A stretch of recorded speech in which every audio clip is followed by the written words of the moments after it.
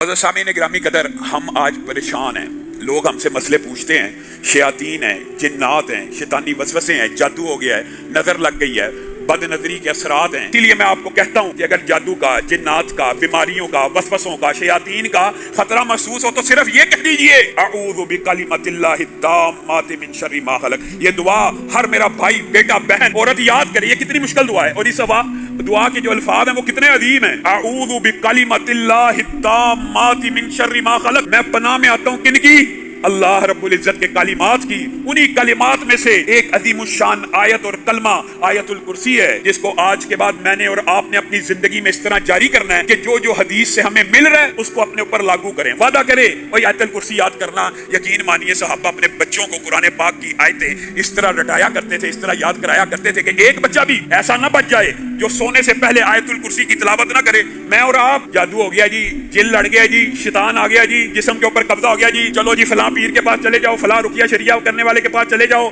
फलां नापाक जो 20-20 साल नहाया नहीं उससे जाके इलाज करवा लो। अल्लाह के रसूल ने कितना साफ सुथरा सुच्चा इलाज आपको और मुझे बता दिया। अगर तुम आयतुल कुर्सी को पढ़ लिया करोगे बिस्तर पे जाने से पहले पहली रिवायत के लफ्ज किया, बिस्तर पे जाने से पहले अगर तुम आयतुल कुर्सी को पढ़ लोगे तो अल्लाह की तरफ से तुम्हारी हिफाजत के लिए एक मुहाफिज मुकर्रर हो जाएगा। अल्लाह की तरफ से एक मुहाफिज मुकर्रर हो जाएगा। नंबर एक बात जो आपने याद रखनी है, आयतुल कुर्सी बिस्तर पे जाने से पहले पढ़ ली, बिस्तर पे लेट के पढ़ ली तो सारी रात के लिए अल्लाह की तरफ से एक मुहाफिज मुकर्रर हो जाएगा। और दूसरी बात यही की कि तुम्हें कोई भी शैतान और जिन तंग नहीं कर सकेगा। अगर आप अपने घर में, यहाँ पे सोने या बिस्तर का लफ्ज मौजूद नहीं है, अगर आप अपने घर में आयतुल कुर्सी पढ़ेंगे तो आपके घर में कोई भी नुकसान पहुंचाने वाली चीज दाखिल नहीं हो सकती। पहली हदीस के अल्फाज क्या थे? मुहाफिज मुकर्रर होगा और शैतान दाखिल नहीं होगा। इस हदीस में कोई भी नुकसान पहुंचाने वाली चीज आपके घर में दाखिल नहीं हो सकती। और उबई इब्न काब की हदीस में जहां पे वो खजूरें सुखाया करते थे,